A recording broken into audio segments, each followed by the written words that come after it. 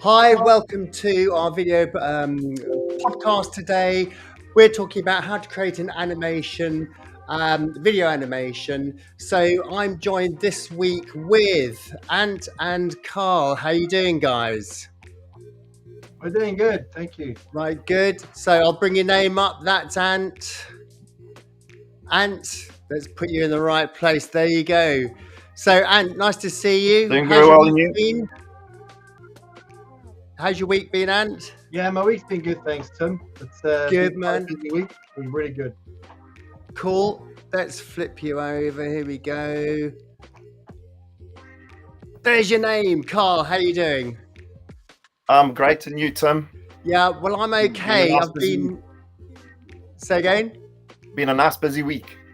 Nice busy week. Well, Yeah. I've been out on a meeting on the motorbike today, so Brilliant. really great. Get out there, hit the road, but it was really cold on the way back. I was like, "Ugh, it's gone cloudy and horrible," and I kind of got in here to set this up, and I'm like, I've got to warm the hands up. They're not working, and so I'm just limbering up. I'm just getting into it, but looking forward to discussing with you guys more about the whole process of creating an animation, but more about the sort of the final stages of actually putting it together, working with the client, and refining and finessing it. And I know today we've got an example of a finished product that we've been working on, so I'm quite excited about that. Of course, the last 2 weeks, or the last 2 sessions we've all done together have been looking at, getting a brief from a client, how we bring that into reality and start building out the storyboard. And of course, Karl, you talked about developing that storyboard, the different scenes, and then how we're sort of blending them all together to make it seamless. So, Karl, tell us a bit more about, what it's been like working on this particular project that we're talking about. Yeah, it's been quite an interesting one. I suppose when you're working with different topics and different customers, it's always interesting to create something that really engages with the audience quite well. It's one of those types of software companies that you really need to wow the audience with. So, the animation that we needed to put together really had to be quite slick and sort of portray that image that they were looking for. So to get that to work, but without overdoing it and making it refined looking, I think that was the biggest challenge, was to make it look refined, giving it a nice smooth technological look, but without giving it too much, overfilling the scene with too many elements. So it was quite a challenge to get it to look good, but I think the end result has turned out quite well, and Yeah. So just to be clear, Karl's really been the sort of the nuts and bolts creator working on this, and and you've been sort of really overseeing the artistic direction of the actual animation. That's your skill set, and you've really been bringing that together. So tell me what it's been like from your perspective. Yeah, it's been good. It is always a process of like sort of coming up with ideas, looking at them, see how they work. Karl's done a lot of different options for us, so we've been able to look at what works and what doesn't work. With the backgrounds, especially, we went in one direction that wasn't really working, and then we went for a different direction which really worked well. And I think that's important to know that is a part of the process. You know what I mean? It's like looking at stuff and not being too precious about ideas as well, because at the end of the day, the content needs to work and it needs to tell the story it's supposed to tell. Yeah. I think for me, what's quite interesting is, it takes a team, and the whole creative process, how it takes a team. Everyone has their different skill sets. I know, Ant, you could be building out, an animation, and I know, Karl, you could be dealing with a client and you could push something out. But, to sort of how it's interesting how we've all worked together on this particular project, and how we've all had a different little bit of input, and with the whole project management of it, to really refine it, because all of us have sort of not seen something someone else has seen, one of the others have seen, wouldn't you say? Yeah, absolutely. I'd say that I'd echo that 100%. It's the collaboration between creatives is really, really important, and that's like just to repeat what you're saying, but it's so important that you have somebody who you can trust as well. You can bounce off an opinion, or you can show them something and say, "Oh, I wasn't too sure about that. What do you think?" And that person's got experience as well, and it really is important. Yeah. I mean, I mentioned it because it's something I've really noticed with all the lockdowns, and yes, we could do all this from home and what have you, but it's that creative process of being with other people, and I think that's probably where a lot of people have really felt it, have really suffered. They're missing that creative input of working with people, and that's why it's really important to get away from that and collaborate, as much as one can. Should we have a quick playthrough of this particular animation, and then we can sort of like talk about the process that we've been through? Let's do that. Sure. Let's do it. So I think.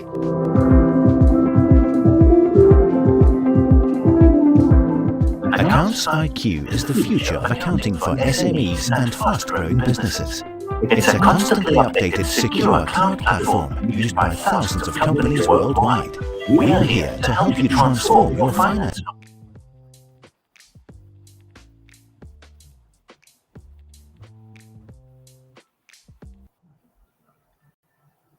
Sorry, you're probably not hearing me. I'll turn my mic off.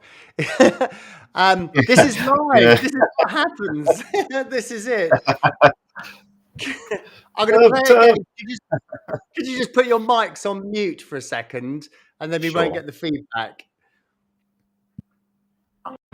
Accounts IQ will help you identify risks and opportunities and give you crucial insights to make smarter decisions. Accounts IQ will replace all your legacy or starter cloud finance software. It also integrates with your other systems for joined-up business insights. It's designed for growth, whether that's adding entities, new branches, or trading in new markets. You can speed up month-end by automating transactions, reconciliations, and revaluations. Ditch your spreadsheets and simply consolidate all your group entities and multi-currency transactions in one click. Work smarter. Your employees and accountants can collaborate online 24/7, using the same real-time data. Streamline the flow of operational and financial information with role-based dashboards and reports. Get a single view of your business across all your entities, locations, and departments, with a 6-dimension business intelligence layer and multi-level chart of account structure.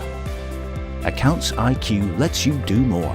It's intuitive and user-friendly, designed for accountants by accountants. Swap the monthly grind for our pioneering productivity-boosting financial management software and fuel growth. Give your finance team the best technology. Discover why forward-thinking finance teams use Accounts IQ.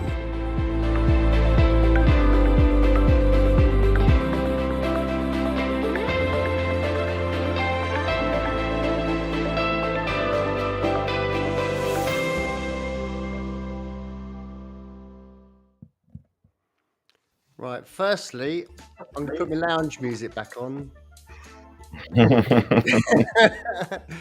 Is that what you listen to while you're riding your bike?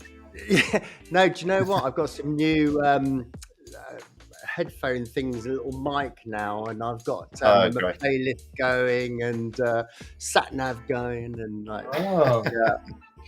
teched up, No, not lounge music, because I'd be like that.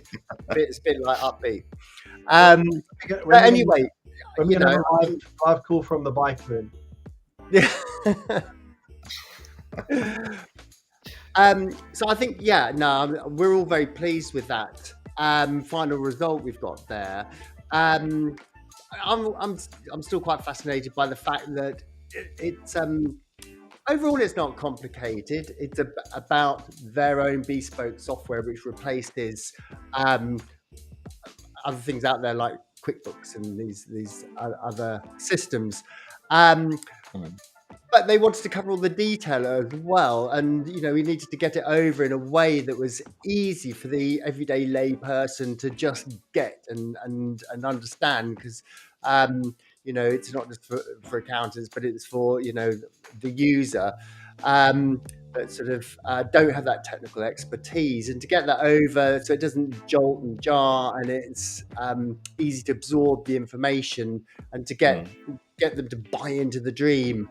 That they want to know more and they want to explore this product, and to get that across all that information, but still keep it easy on the brain, because humans, we're not very smart, are we? I'm not anyway. So and what's the secret there to being able to actually do that?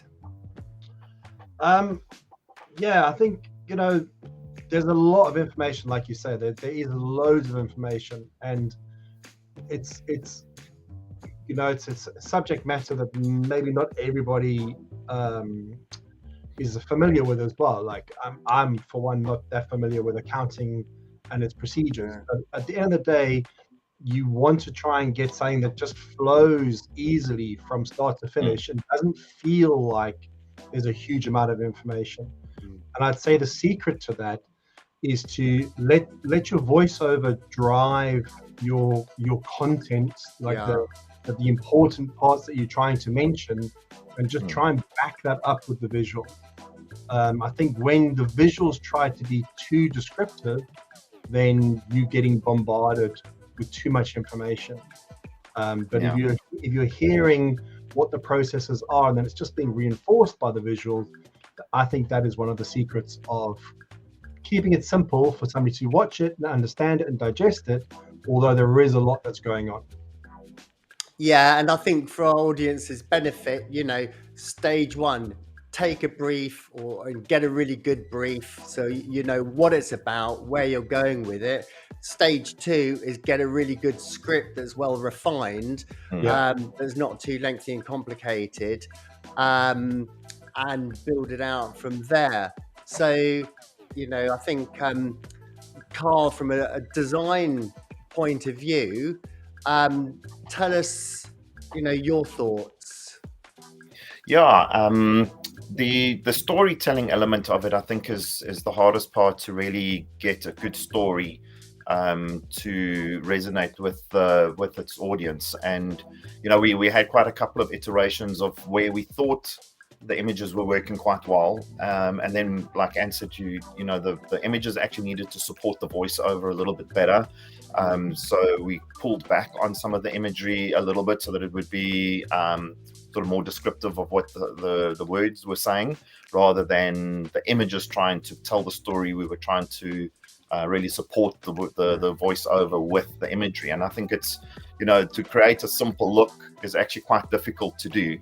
And for something to come across really easy is also quite difficult to do. So I think that process that we needed to go through to really get to a final product that when somebody watches it, you really get, what is this about? Who are they? How does the process work for accountants? What benefits do we get? And to get that message across is normally the most difficult part. And I think we got to an end result, which did take a couple of iterations to get there, but I think it's a process, and you need to get through that process to really find something that works. I was really impressed how any feedback, you're just like, yep, let's work with that, yep, let's work with that, yep, let's work with that. I could see for you just really were happy to just keep refining it down to really perfect it, to get it to really work. And I think that's great. And I think what you said earlier about creatives working together, I think it's also like-minded creatives also makes a massive difference. People that have a lot of experience, exactly what you want, got years of knowing how to tell the stories and how to bring that to the screen. Having a team like this working together that really cohesively functions together was really great. I mean, I really enjoyed working with you guys whenever we had feedback sessions, it was, it was very clear, very concise. We knew exactly what we wanted to do. I could understand exactly what your requirements were. The client was also quite clear about what they wanted. So that worked quite well for me. Yeah, and I think it was quite interesting, and how you could really hold the whole vision as well, and I could really see it was important for you how these scenes were linking together, and they were not two scenes, they were kind of like one, and one was three and three was four, until it was like one, and how you really held that. And you've got the advantage of having some of the technical knowledge as well, of like how things pan and slide and move with animation. But I think that was really key with this as well, being able to have that big picture vision. Yeah. And like, the thing is that whether it was, whoever's up the front there doing, the detail work, it is difficult when you've got your head really in a scene to kind of be able to step back and see the whole thing. Yeah. So I knew how focused Karl was on each one of those scenes, but then I think it was helpful that then there's another set of eyes looking at the whole thing, just to be able to feed that in. Yeah, absolutely. So like Karl said, it really does it's really very good when you have a good team that you can rely on each other, and different people kind of like looking at different areas, covering each other on that. Yeah. So, I mean, Karl, are there any particular scenes of interest within this project that you want to talk about? Yeah, I think the first few versions that we had done, we had gone quite graphic with the software that they have a lot of dashboards involved, and the dashboards in general from an accounting software are not that exciting, so to bring that into an animation is quite a difficult thing to do, to bring it to life. So when we started, we thought we were going to be a little bit more graphic about the graphs and so on that we were doing, which weren't relating to the software so well. So to bring that to life and finding elements to kind of bring their dashboards and what their software looks like into the actual animation, that was like something that had needed a little bit of attention and thought process behind it. Like, how are we going to make this really look interesting without it kind of being too literal as well? It's like, well, here's a dashboard and this is what we do. You wanted it to kind of flow without it looking like we were forcing the issue. So that was like quite a difficult one to do. And I think if I had to pick out for each of the scenes, I'd actually done quite a lot of different elements for each of the scenes, so that we could pick what would fit into those scenes better. So I know, like, while you guys were looking at it, one of the things we said that we wanted to sort of have more of a ratio of like male to female different characters, and I had already built quite a few characters that had, so to swap out one for the other because you felt it might work better.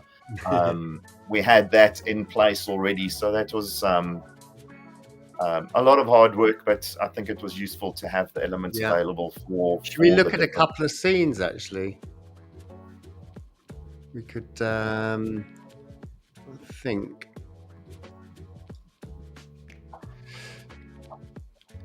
So, like there, I guess we've got the different characters. Yeah. Like you said about Ant wanting to have the scenes flowing from one scene to the next, so it was important to have different elements from each scene kind of crossing over into the next scene and the next one, so it had like a very fluid feel to it. So that was something that we really needed to concentrate on.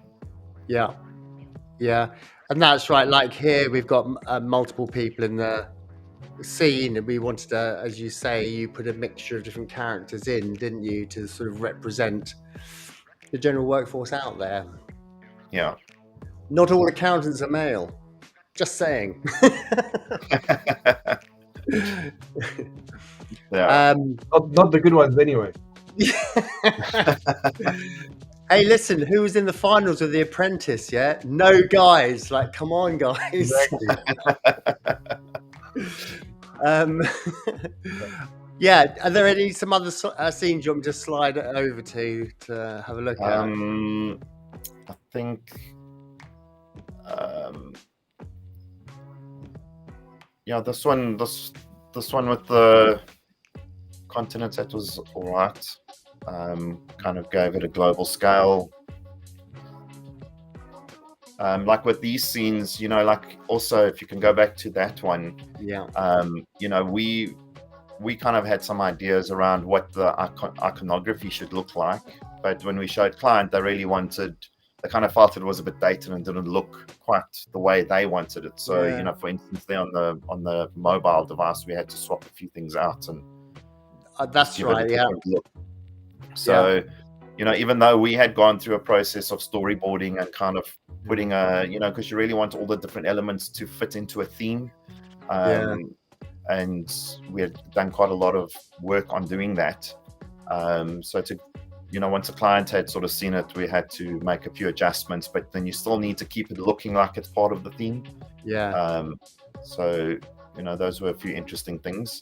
This one was fun because the guy had like a weird sort of tortoise neck thing going on for a while. So yeah, we had to fix him up a bit. Yeah, but this scene also, remember guys, this scene wasn't originally a cafe either. Oh yeah, that's Yeah. right. The scene was something, I can't remember what it was at first. Beach. It was a beach scene. It was something different. Then it became a beach. Then it became a cafe. So Yeah. just to, Yeah. I think it's, you know, it's credit to the whole team just to be able to, you know, go through those motions of changing stuff to just try and get the right thing at the end. Yeah. And actually, it was interesting. Sometimes, until it was built out, it was difficult to say, well, that's working or not working, wasn't it? Yeah. True. The thing is that as well, is like when you go through it now and we're like commenting and watching it without the audio, that's when I realized how much there actually really is in there and how much there really is that's going on. Yeah. Because when you watch it normally, it's digestible. But if you actually stop on each screen, then you see the layers. Yeah. I mean, it was good. Sorry, Tim, carry on.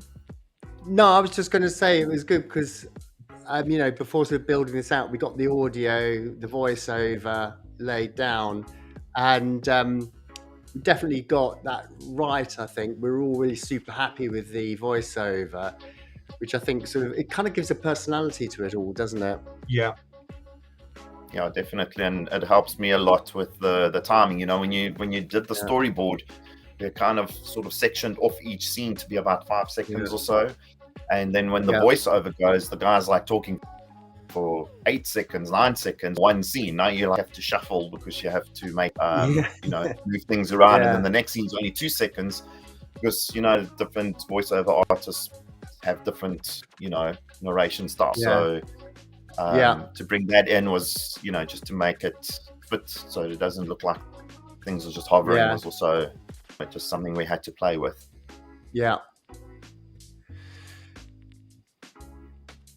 And I think also, like, if I'm just looking at that scene, we had sort of originally gone for a style of wanting to bring some you know, moving the camera around quite a bit, and then some of the scenes was working, some weren't, and then we had like some twitching issues and things like that, so we had to move back. I think I had to pull back a little bit on some of them and just really go back and refine the scene so that they don't look different from each other. So, you know, that was that seamlessness that Ant wanted was really something we had to work on. And it's just lovely how it's very clean how they sort of go from one to the other like this, boom, straight into the next scene seamlessly. It's lovely. Flows together really good.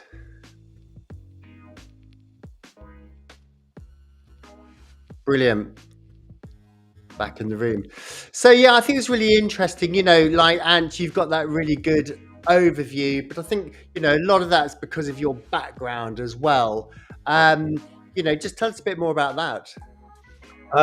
My background, 30 years in advertising, TV commercials, So See, I know everyone out there thought you were like too young to be having that much history. for my sins in a previous life, I think. Yeah. But yeah, it's been really, really great, and I've loved being in production and in animation particularly. But yeah, just you sit. I mean, you sit in edit suites and you watch people on sets and you watch people film and edit and do sound and everything. So even though my role has primarily always been animation, and been like with the animation team, you get exposed to all the other elements, and you enrich yourself over the years with the process. And you're used to working with multiple projects and client facing and absolutely, and just sort of running pipelines and running teams, which I do kind of miss a little bit now, I must be honest. But it was always really fun to have multiple projects on the go at the same time. Yeah, just for the audience benefit, this was Ant's business back in South Africa before he came to the UK, and you've been here what, a year, 2 years? 1 year? How long have I been here now? In the UK? 10 years. You've been over 10 years? Yeah. I know. So Karl, it's you that's been over much more recently, isn't it? Yeah, I'm here shorter. Ant's been here for a while. Yeah. He's got his feet well under the table. I'm used to the cold. Yeah. Yeah, so brilliant. And you also you do a lot with 3D animation, don't you? Yeah. Different type of 3D work. Yeah, so the majority of my work, I'd say 80 to 90% of my work was 3D animation. I still do 3D animation now, and now obviously using Unreal Engine as well, doing real-time 3D. So it's a very much I think in animation you kind of do have to specialize, or you're better off to specialize in one field or another, because there's just so much to learn. And it's changing all the time. That you got to stay on top of it, and it's just too much to know every single discipline there is. Yeah, absolutely. Because that's the thing, you talk about animation, it's like, well, what are you doing, a Disney movie? It's like, well, it's not quite, not quite that, Yeah, well, we obviously do the best we can with the small teams that we have. I mean, if we had 600 people working with us, I'm sure Karl and I could do a Disney movie, but by ourselves it might take a long time. The rest of your lifetime, mate. So if Disney's listening, we're available. Yeah. So Karl, how long have you been doing animations? Sure, I think probably just shy of Ant's 30 years, so probably more in the region of about 20 years. I studied animation quite a long time ago. And also I've been through, like Ant says, you kind of go through different types of animation fields. So I suppose it also depends what your clients are looking for, and you kind of get pushed into different directions. So I think a lot earlier on in my career I was doing more 3D animation and so on. But I think for my career, like as digital has become more prevalent, these kinds of 2D animation type content animations have been needed more for like your digital website type content, and distribution via the different social media platforms. So that's been more the direction that I've gone into. And then also you work with multiple different clients in different industries, so their requirements kind of change as you're going along. So sometimes when there's a process, maybe 3D animation works a bit better to kind of really show a certain process or so on, or also been in the TV production, commercial fields. So I suppose it also just depends on where people's budgets are and where the content sits. So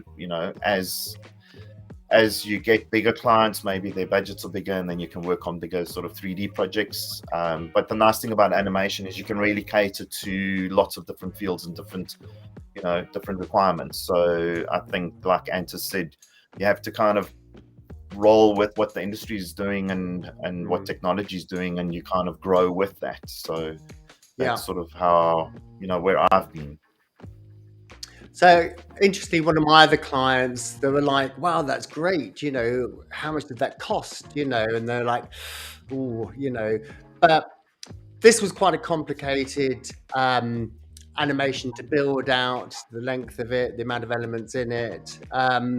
And so, as you're saying, some projects, you need a bigger budget. And really, I think the value is in, the purpose of the animation, what it's going to do, what it's going to do for the business.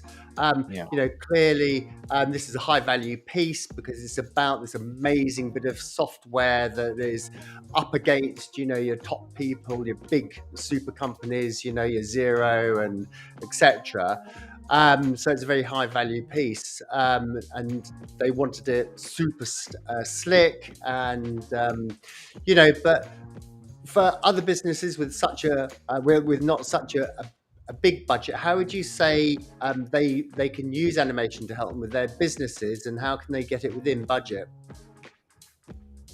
So I'll take that, and take that to Ant to start with, and then Karl, I'd like to, tell me what you think. So, okay, cool. So I think for people to kind of understand budgets, the depth of the depth you can go to in animation, and the number of layers that you can bring in, and the number of specialists that you can have along the way it's almost endless to a point. You mentioned on films, on big Pixar, Disney films, you've got colorists, you got certain people who do certain little jobs, and that's all they do. You've got somebody who just designs the characters, and that's all they do. With this project, obviously, Karl, he designed every single frame of that animation. He didn't get somebody else to come in and do the characters, somebody else to come in and choose the colors, somebody else to come and do the lighting. So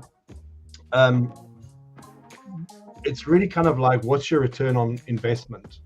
If you wanted to spend a little bit of money, you're going to get something that will do the job, but you're not going to get an industry pro to do it for you, and you're not going to get them necessarily using the best equipment or the best team or the best software.